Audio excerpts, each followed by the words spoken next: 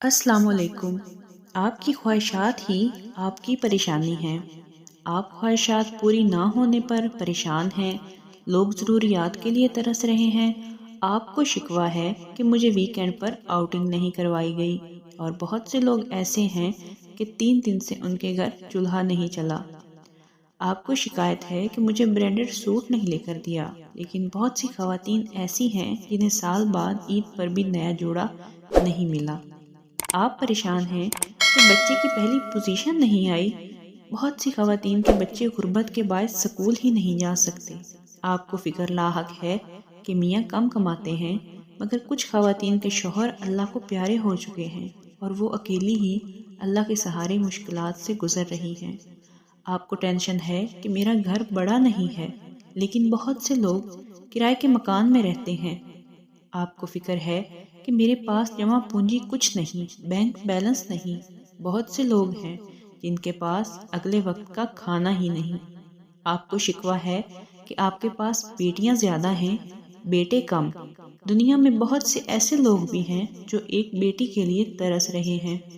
آپ پریشان ہیں کہ کام ختم ہی نہیں ہوتے۔ بہت سی ایسی خواتین ہیں جو بیمار ہیں، دوسروں کی محتاج ہیں۔ اللہ نے آپ کو صحت اور ہمت دی ہے، کسی کا محتاج نہیں بنایا۔ اپنی سوچ کو وسعت دیں، جو نعمتیں آپ کے پاس ہیں بہترین ہیں۔ صرف اپنی ہی ذات کے بارے میں مت سوچتے رہیں، اپنے ارد گرد بھی نظر دوڑائیں۔ ایک طبقہ ایسا بھی ہے جو بنیادی ضروریات سے بھی محروم ہے۔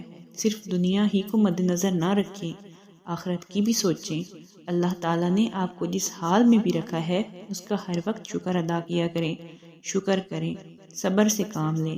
یہ چند روز کی زندگی ہے، جو اس دنیا میں نہیں ملا وہ آخرت میں مل جائے گا انشاءاللہ۔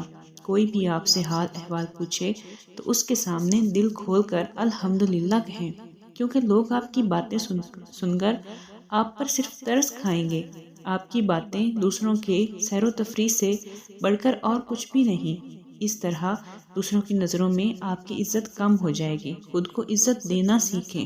لوگوں کے سامنے رونے دھونے کی بجائے اپنے اللہ سے اپنے دکھ سکھ شیئر کریں، اپنے اللہ سے باتیں کیا کریں۔ بے شک وہ معجزوں کا بادشاہ ہے۔